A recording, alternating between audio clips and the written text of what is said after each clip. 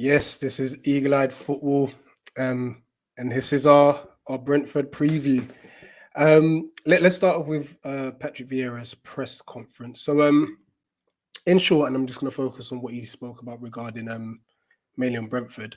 Um, he mentioned that they're a team that they know each other. They've been around together for 5-6 years or so. He also mentioned that they're very organised, and which they are. You can tell. You saw that in the Arsenal game. And what you definitely saw is that they press well. They absolutely press well. So he also emphasized on the fact that because of this, we have to make the right decisions. You saw in the Chelsea game, it was either we were moving the ball too slowly or we wasn't making the right movements to make an option for the player on the ball. Um, it was very hard for us to get out from the back. And obviously, with us trying to play out from the back, it's a new way of playing. It was very difficult because, to Chelsea's credit, they pressed the living daylights out of us. We could not get out.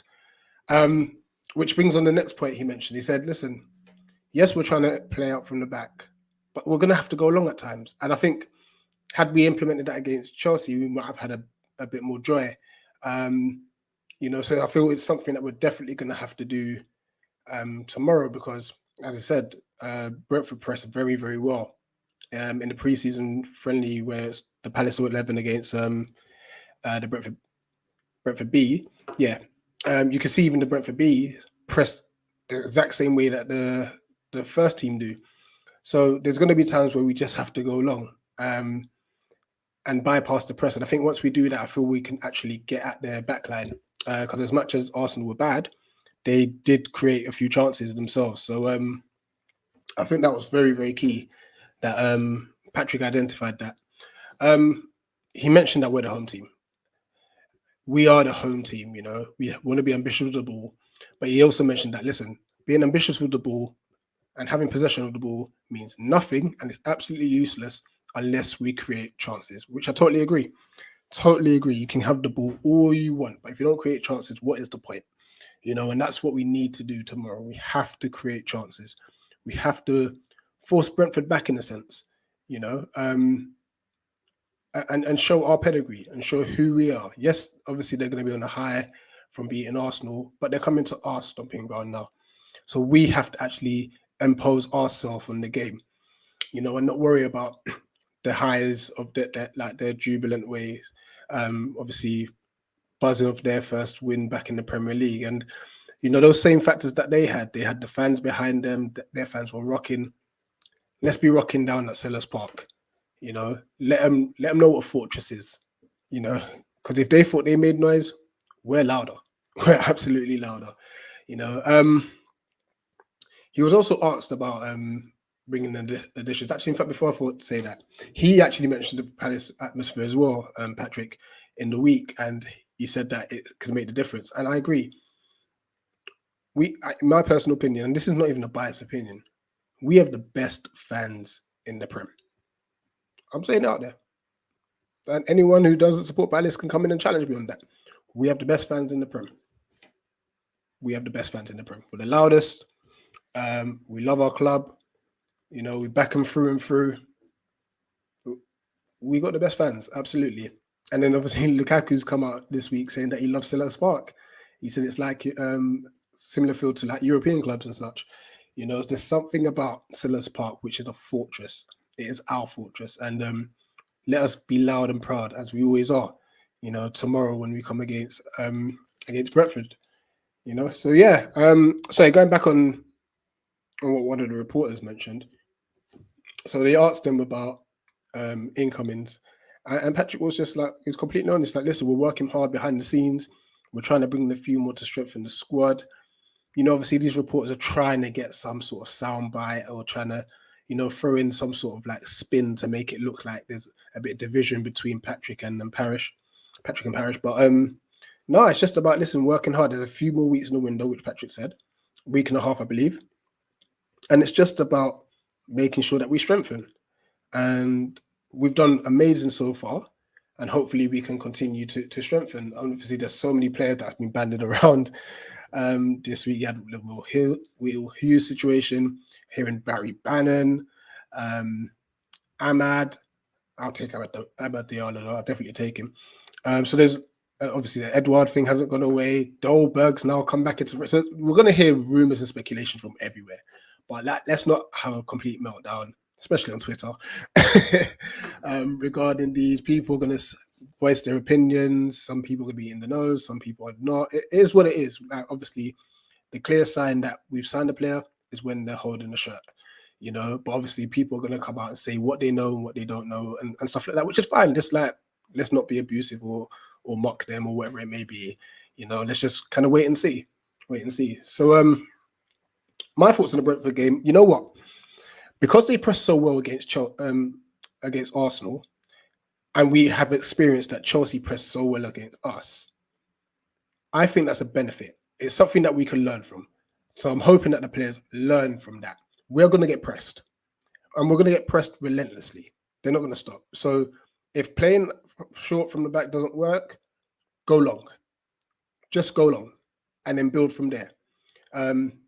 Hopefully it's Benteke, to be honest. Get it up to him and let him bring the ball down and bring the other players into play.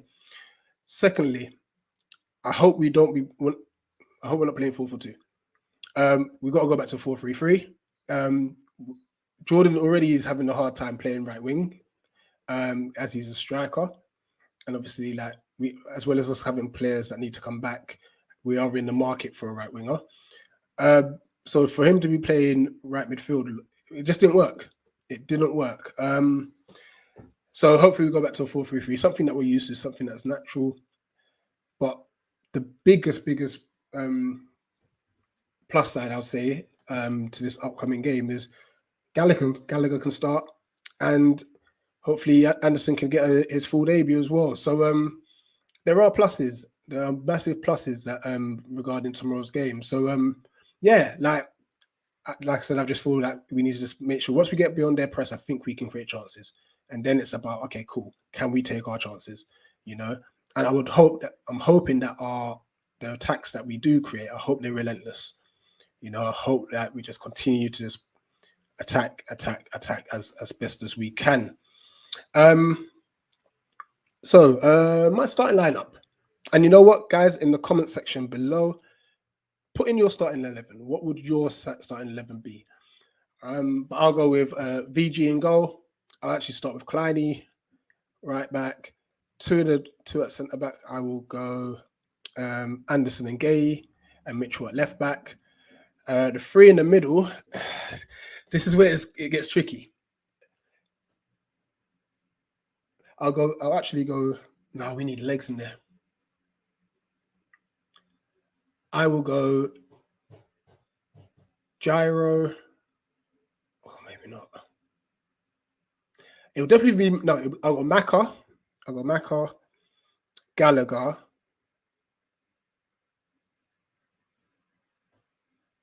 and Schlupp. I know Gyro doesn't deserve to be dropped though. It's tough. Yeah. Maka, Gallagher, and Schlupp. And then I will go Saha on the left, Benteke in the middle, and I will actually start Ratsaki, right wing. I'll just start him. I feel like he'll give us that natural width. He works hard enough going both ways as it is anyway, so I think he'll be okay.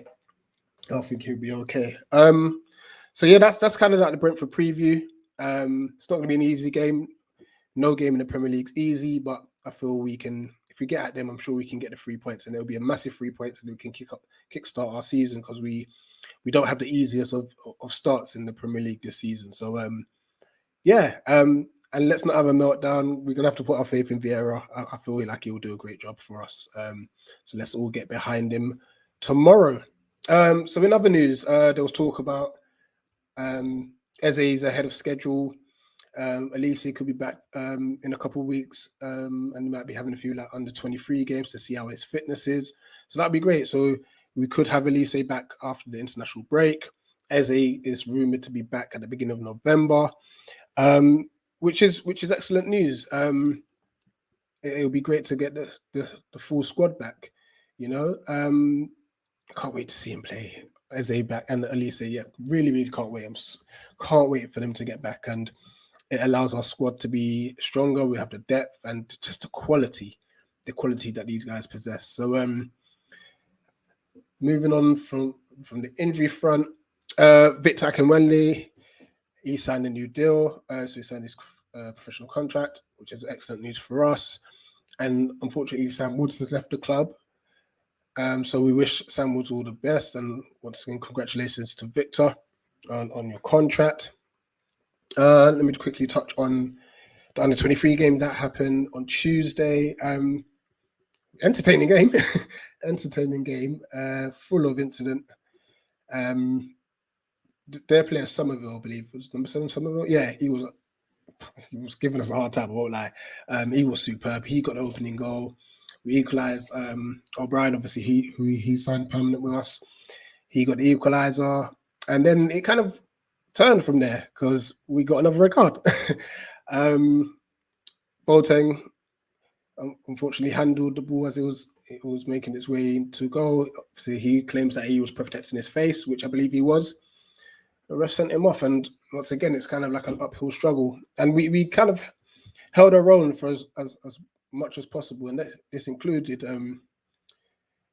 Leeds missing Whitworth saving the penalty. Sorry, let me not give credit to Leeds player. Whitworth saved the penalty, and amongst that, he made some absolutely fire saves as well in that game. Absolutely great saves in that game. So we held out as long as we could.